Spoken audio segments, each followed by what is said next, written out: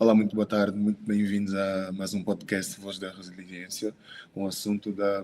mutilação genital feminina. Temos connosco hoje a doutora Sónia Duarte Lopes e a Alexandra Luiz, das Mulheres Sem Fronteiras. Boa tarde, convidadas. Boa tarde. Então, começar com a doutora Sónia. Tivemos um podcast passado, quem não viu, sugiro a ver, em que basicamente essa vai ser continuidade. E dando continuidade à conversa que estávamos a ter, eu queria perceber com a Sónia como é que acontece, ou melhor, já sei que tem um trabalho perante a comunidade, mas como é que envolvem a comunidade nesse trabalho que é exercido? Então, se calhar começava por me apresentar. O meu nome é Sónia Duarte Lopes, eu sou da Associação para o Planeamento da Família, APF, e a APF tem desde há muitos anos experiência no combate à mutilação genital feminina, se calhar numa fase inicial mais com questões mais políticas, no sentido de mudar as leis e que houvesse de alguma forma uma intervenção ao nível mais das políticas públicas e da sensibilização da comunidade em geral, mas de uma forma mais recente junto das comunidades e especificamente das comunidades afetadas pela prática da mutilação genital feminina. E tornou-se muito urgente que esse trabalho fosse feito e a razão de nós darmos muita importância a esse trabalho é porque sentimos que, de facto, as mudanças não podem ser impostas pelo exterior, as mudanças têm que vir de dentro, têm que vir das próprias comunidades e sentimos sempre também muita vontade das próprias comunidades também de perceberem melhor sobre o tema, conhecerem melhor o que é que se estava a passar e também de alguma maneira tomarem esta consciência do que é a sua posição e como também de alguma forma intervir junto das suas comunidades, das suas populações, das pessoas que lhes eram próximas. Esta forma de intervir acaba por ter um benefício enorme, porque quando são pessoas da própria comunidade a falar sobre o tema de uma forma explícita, de uma forma muito aberta, de uma forma já com menos tabus, com menos rodeios, e que são pessoas que são respeitadas e são pessoas que falam a mesma língua e que são pessoas que têm a mesma cultura, há um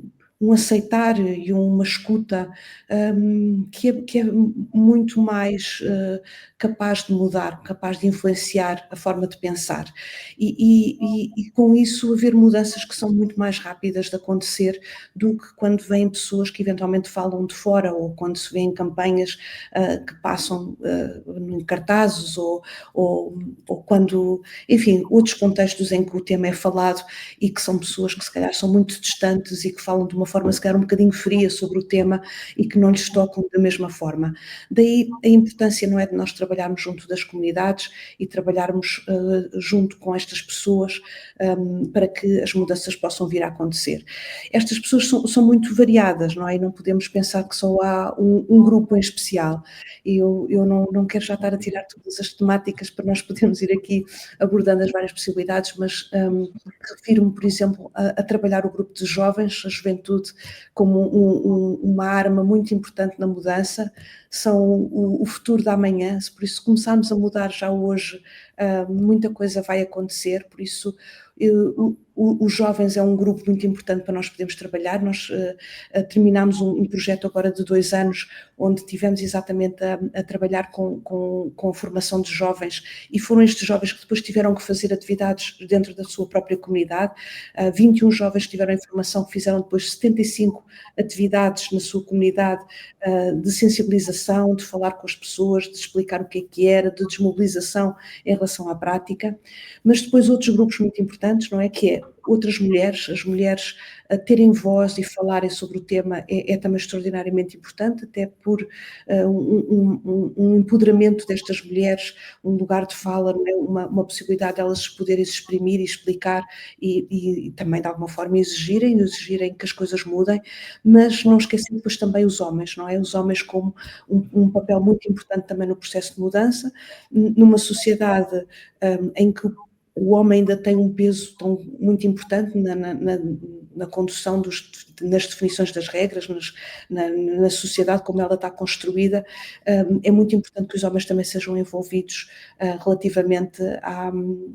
ao abandono da prática, e por isso ter homens aliados ao abandono da prática, ter homens que também lutam para o fim da prática da mutilação genital feminina é extraordinariamente importante. E por isso envolver toda a comunidade e pronto, já agora também os líderes religiosos também como um grupo muito estratégico no sentido também de ser mobilizado, porque tem uma voz também muito importante e por isso também poder estar associado à disseminação desta fim da prática da mutilação genital feminina. Ficava por aqui para já, para nós irmos continuando a conversar um bocadinho. Perfeito. Eu voltarei sim para si, Sónia. Vou agora direcionar a pergunta para a Alexandra. Que forma, no trabalho que a Alexandra tem feito, sente a importância de envolver a comunidade? Então, muito boa tarde. Eu sou a Alexandra Alves. Não consigo ouvi-la, Alexandra, desculpa. Não consegue ouvir? Não, ainda não. Eu não. Não consigo. Sónia, ouves-me? Eu consigo ouvir. Ok. Eu consigo te ouvir, Alexandra.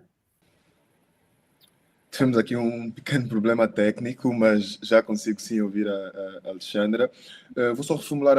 a pergunta, que pode ser: como a Alexandra acha relevante a importância de envolver a comunidade em geral, outros atores sociais, para combater a prática da MGF?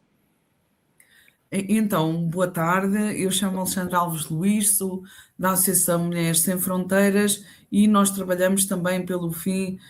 da mutilação genital feminina. Nesta prática ou nesta forma de violência, como em outras, o trabalho sem as próprias comunidades seria um trabalho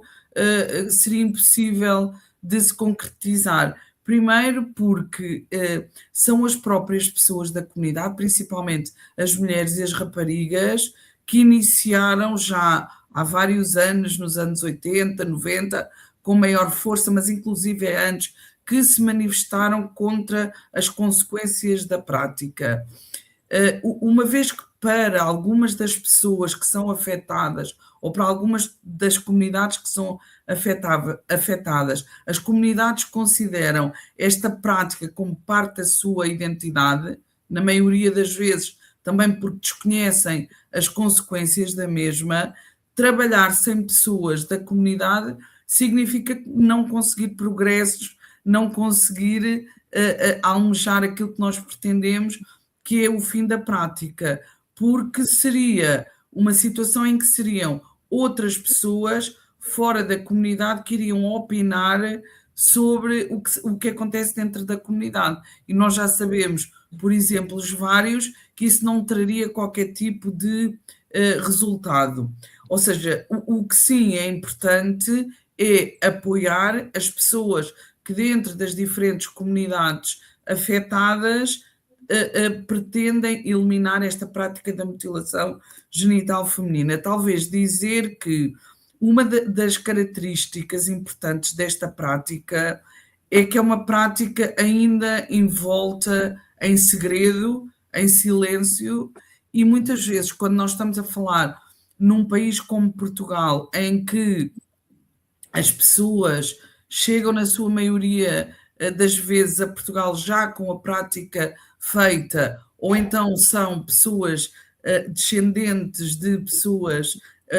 que passaram pela prática e que em algum momento na vida também são normalmente levadas ao país de origem dos seus antepassados para que a prática aconteça. As pessoas depois, no caso português, residem aqui, as mulheres e as meninas, e na maioria das vezes não falam sobre a prática. Ou seja, é algo que lhes é dito logo desde o momento em que a prática acontece, que não é para falar com pessoas terceiras. O que significa que muitas das vezes existe a memória do trauma da passagem pela própria prática, mas se não forem criadas circunstâncias a nível associativo, a nível das escolas, a nível religioso, de grupos de jovens que, por exemplo, se encontram para aprender e partilhar a sua confissão religiosa, não há espaços em que se possa fazer uma reflexão sobre a própria prática. E essa reflexão é muito importante porque muitas vezes as pessoas que são afetadas pela prática desconhecem a razão que leva à prática da mesma, querem colocar questões, se é uma prática que tem a ver com preceitos religiosos, porque é que se continua a praticar, quais são as pessoas, elas sabem normalmente quem são as pessoas envolvidas, mas às vezes é preciso uma compreensão maior de porque é que essa prática se perpetua. E se não existirem espaços de diálogo, espaços onde se possa pensar em conjunto sobre a prática, muitas vezes é difícil verbalizar esta coisa que muitas vezes as pessoas desejam no silêncio, que é o terminar a prática. Por isso, as estratégias vão sendo diferentes, conseguir trabalhar com grupos de jovens, conseguir que os próprios jovens e as jovens tenham uma noção maior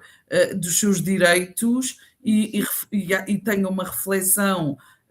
sobre estas práticas e se atropelam ou não os seus direitos, mas também em relação às pessoas adultas, às mulheres e aos homens, muitas vezes é necessário criar estes espaços de partilha onde se pode falar de uma forma segura sobre a prática e normalmente são estes movimentos de pessoas que são diretamente afetados pela prática que vão conseguir eliminar a mesma ou trabalhar pela eliminação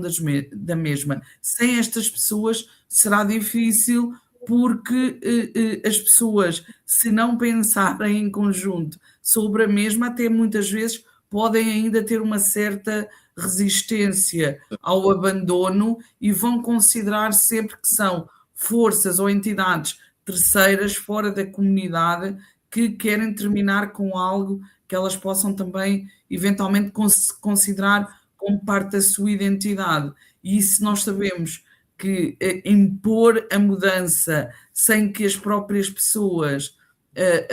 a queiram aceitar essa mudança será difícil, e neste caso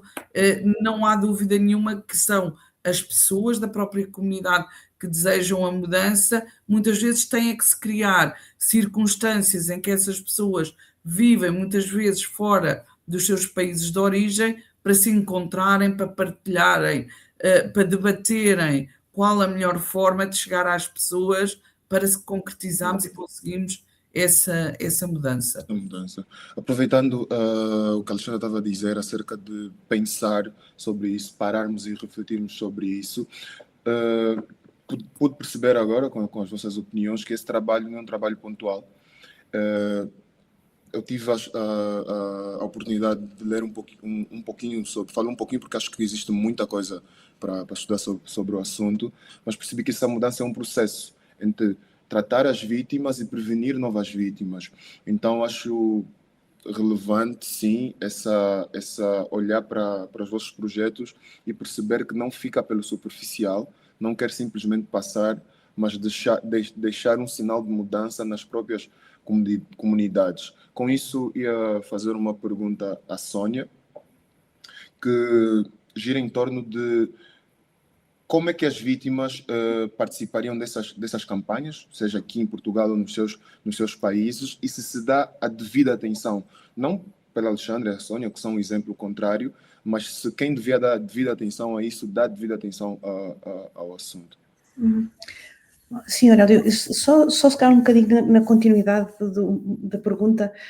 sobre esta questão do como é que é a importância de dar continuidade e de não ser um trabalho pontual, referir que há também as associações locais, não é, que têm uma importância muito grande neste trabalho, e estas associações fazem pronto, no sentido em que estão lá, estão junto destas populações, sabem que estas pessoas fazem um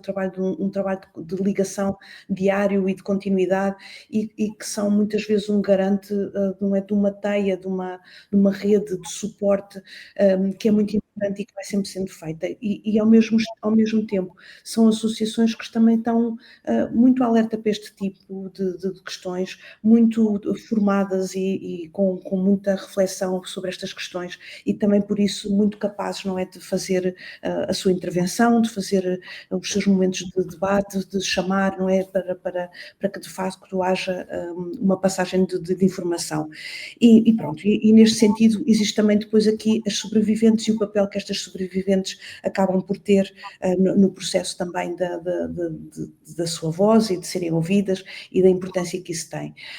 É muito importante que elas falem, é muito importante o espaço que elas ocupam,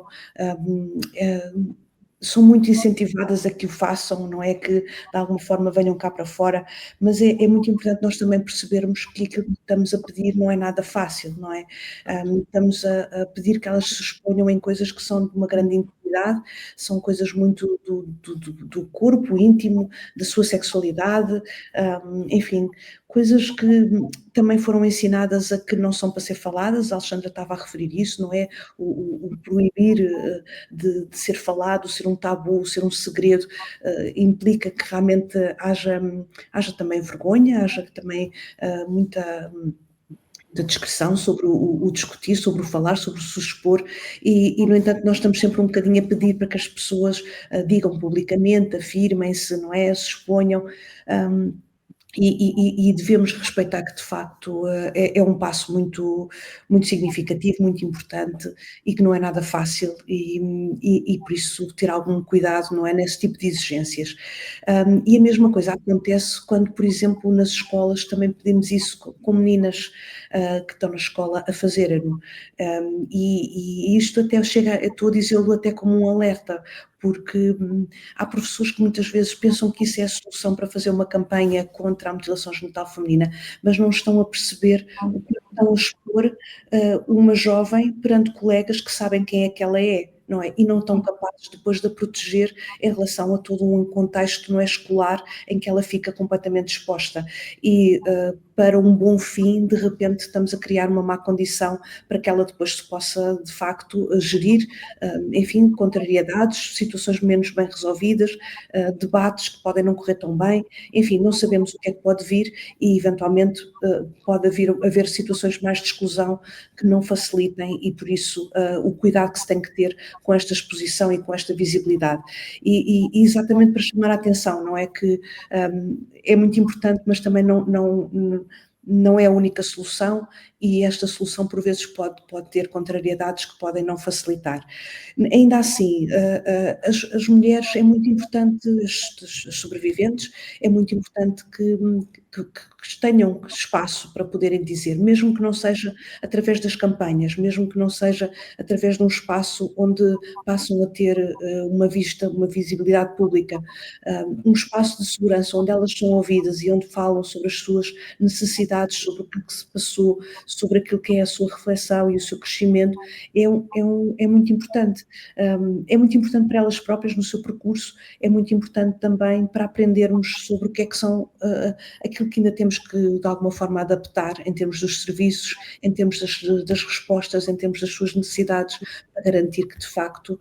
também têm respostas à medida daquilo que são as suas necessidades e facilitar, de alguma forma, vidas que já tiveram tantas dificuldades também poderem ser, de alguma forma, mais aliviadas em determinadas circunstâncias. E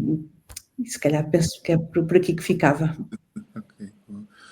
Ouvi atentamente, Sónia, e realmente acho que é um trabalho que exige, de certa forma, uma adaptação, digo eu, porque, tal como estamos a falar aqui agora, são coisas praticadas muitas das vezes em comunidades distantes daquela que tem que prevenir ou cuidar das vítimas, e só esse trabalho não chega a ser assim tão simples. Noutra entrevista que tive com a Alexandra, ela chegou a citar uma associação, se não estou em erro, Amigos do Farim, que intervém ativamente. Eu gostaria que a Alexandra falasse um pouquinho do trabalho de intermediário, ou pelo menos são pessoas mais ativas, mais perto da comunidade. Ok, muito bem. Então, eu penso que o ideal também será a Associação dos Filhos e Amigos de Farim falar. Eu penso que vocês já tiveram a oportunidade também de entrevistar uma das ativistas da associação, a Lina Banora Ramos, mas de qualquer forma dar o exemplo como é que nós, por exemplo, articulamos com a sociedade, com a Associação dos Filhos e Amigos de Farim, que é uma associação, como o nome diz, de pessoas oriundas de Farim, e Farim, na Guiné-Bissau, é uma das regiões onde reside um dos povos mais afetados pela prática da mutilação genital feminina, e por isso a maioria dos associados e das associadas conhece a prática, passou por ela, tem familiares que passaram. Ou seja, há um trabalho muito importante, que é um trabalho de capacitação interna, de debate, de conhecimento e de aprofundamento do próprio conhecimento sobre a prática, em que podem ser convocados ou convocadas pessoas a vários níveis, não é? Pessoas da comunidade, lideranças fortes, pessoas mais velhas da comunidade, também, como a Sónia há pouco mencionou, debates com vários líderes religiosos, para que as pessoas ouçam da própria liderança religiosa, que esta é uma prática que não é recomendada por nenhuma forma por nenhuma religião em concreto, e também, acima de tudo, criar espaços de debate e de crescimento dentro da própria comunidade. Ou seja, esses debates são feitos às vezes em grupos mistos, ou seja, quando já houve uma trajetória de que as pessoas já pensaram em conjunto sobre a prática, mas também se trabalha bastante em grupos não mistos, ou seja, as senhoras em conjunto falam do que é que sentiram, muitas vezes das suas memórias, há ali espaços de partilha também mediados, e a mesma coisa acontece em relação aos homens, porque por vezes, como a Sónia mencionou, não é fácil falar de uma coisa que me aconteceu na intimidade e partilhar com um grupo de pessoas da minha comunidade, que somos da mesma comunidade, mas muitas vezes não somos da mesma família, não nos conhecemos assim com uma tal proximidade. Eu falar de uma coisa tão pessoal que envolve a minha saúde sexual e reprodutiva, que pode ou não afetar a minha saúde a diferentes níveis, e essa exposição nem sempre é fácil. Então, existem sempre estes espaços seguros de debate, são convocadas também outras entidades da área da saúde, recordo-me também o presidente da Liga dos Direitos Humanos da própria Guiné-Bissau, pessoas especialistas também na área da comunicação, como a Sona Fati, que também é embaixadora da Rede Europeia para o fim da mutilação genital feminina, ou seja, no fundo também um trabalho de capacitação interna muito importante. Às vezes pode demorar anos até uma vítima sobrevivente depois querer trabalhar de uma forma mais ativa fora desse círculo fechado. E no caso da Associação dos Filhos e Amigos de Farim, que eu também sou sócia, amiga e parceira, enquanto aqui também da Associação Mulheres Sem Fronteiras, esse trabalho é feito próximo da comunidade a diversos níveis, ou seja, como campanhas na rua, próximo, numa abordagem mais pessoal, um a um, junto das pessoas da comunidade, relembrando que a prática traz consequências negativas para as meninas e para as raparigas, também convidando as pessoas a entrarem em rodas de conversa aí mais fechadas para debater sobre o tema. Imaginem também às vezes o trabalho que nós fazemos, por exemplo, nas escolas, onde depois de um trabalho já às vezes de um ano ou um ano e meio de estar a trabalhar com aquelas turmas, convidar também a ativistas da associação para partilharem a sua experiência no ativismo pelo fim da prática, porque é muito importante e nem sempre, devido a toda esta aura que envolve a prática, não é fácil a pessoa dizer que é contra a prática, porque infelizmente nós sabemos que ainda nem todas as pessoas da comunidade são contra a prática, apesar de serem a grande maioria. Então há aqui um trabalho de capacitação, há um trabalho de partilha, há um trabalho de fortalecimento, e que na própria associação se nota também o peso das mulheres dentro da própria associação. Isto também foi um caminho em que neste momento as mulheres fazem parte também dos órgãos sociais, por exemplo, desta associação, e é também um processo que nós recomendamos para outras associações em que se abordam também outras questões ligadas à igualdade de direitos entre mulheres e homens, à prevenção de outras formas de violência, ou seja, ao trabalhar esta temática, abarca-se uma série de outras questões, porque infelizmente as diferenças existem ainda não a nível do direito, a nível da Constituição ou dos tratados internacionais, mas depois na vida das próprias pessoas ainda há uma grande diferença entre os direitos das mulheres e os direitos dos homens, e é importante também que se abordem essas questões, e isso esta Associação dos Filhos e Amigos de Farim é um bom exemplo, e por isso é uma associação com a qual nós também trabalhamos de forma regular e desenvolvemos projetos em parceria. Então, muito obrigado, Alexandra. Eu tive só aqui a chance de anotar que, além de acolherem-se vítimas, possivelmente acolhe-se também mulheres que se rejeitam, ou melhor, que não se sujeitam a essas práticas, mesmo muitas das vezes sendo elas obrigadas, né? Esses espaços de debate, essa abertura de comunicação, de uma intervenção mais direta, de um tu para tu. Quando falo tu para tu, faço das palavras da Sónia as minhas, que é as pessoas dentro da própria comunidade falarem sobre o assunto. Então, chego à conclusão que existe um acolhimento tanto para as vítimas como as pessoas que se rejeitam a serem sujeitadas a essa prática, certo? Falaria para a Sónia, não sei se concordaria comigo. É difícil perceber um bocadinho esta questão de pessoas rejeitarem, serem submetidas à prática, porque geralmente são meninas e são jovens, não têm muita palavra sobre se querem ou não querem ser submetidas à prática, não é? Às vezes são, ainda crianças, não é? Às vezes são mesmo bebês, não é? Por isso não é propriamente uma escolha individual, é uma escolha que a comunidade lhe impôs, é uma decisão que é tomada nos circuitos às vezes mais pequenos, da família mais próxima, de uma avó, de uma mãe, não é, que decide, às vezes as circunstâncias mais concretas, mas a pressão é toda feita de uma comunidade, é uma comunidade que quer que as coisas aconteçam daquela maneira, não é? Homens e mulheres daquela comunidade acreditam que aquilo é o melhor, pronto, e por isso mantém esta tradição e mantém esta forma de ser. O que existe de alguma forma é pessoas que de alguma forma já vêm dizer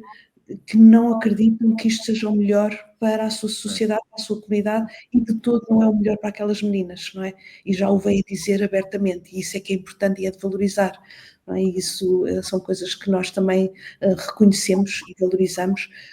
nas nossas campanhas, nas nossas formações, nas nossas intervenções, porque achamos que a mudança é uma coisa boa, é positiva e que vai trazer uma comunidade melhor, de maneira que aqueles que já reconhecem são coisas que nós também valorizamos muito. Pronto, e é muito isso, é reconhecer esta afirmação de mudança, não é? Reconhecer quem dentro da comunidade já verbaliza e já diz exatamente essa posição contra a prática da mutilação genital feminina. Não sei se isto ajuda a responder, Aurélio. Sim, ajudou-me. Vou ser honesto que se calhar não fui mais correto nas palavras ou na afirmação, mas obrigado por qualquer correção que tenha feito. Eu gostei muito da conversa, foi uma excelente conversa, deu muito para aprofundar, aprender mais sobre a prática, ou melhor, a sensibilização da comunidade e o seu papel ativo na prevenção da MGF. Só tenho a dizer muito obrigado. Não sei se tem palavras para se despedir. Foi mais um podcast. Agradecer muito esta oportunidade, este espaço. Acho que são sempre bons momentos para nós todos podermos também refletir e pensarmos em conjunto e levarmos a mais gente o que é exatamente esta questão da mutilação e, pronto, sensibilizar as pessoas pela prática da mutilação genital feminina. No meu caso, nós agradecer também a oportunidade e se calhar reforçar só uma coisa, Aurélio, nós já temos em Portugal meninas que, tendo às vezes nascido aqui na diáspora, ou seja, em Portugal, as famílias já não as submeteram à prática e muitas vezes esse encontro dessas meninas que não passaram pela prática, não são mutiladas, mas também dentro da comunidade à qual pertencem, também é muito importante elas conhecerem, porque elas são também um grande agente de mudança, no sentido de perceber que se identificam 100% com a comunidade, não tendo passado pela prática. E esses encontros entre quem passou, quem não passou, quem é ativista, é isso tudo em conjunto connosco também, que somos contra a prática, que vamos conseguir o objetivo de eliminar. Obrigada pela oportunidade. Eu é que agradeço, em nome da Associação Conquista Vontades. Muito obrigado. Esse foi mais um podcast, Vozes da Resiliência, sobre mutilação genital feminina. Muito obrigado e até a próxima.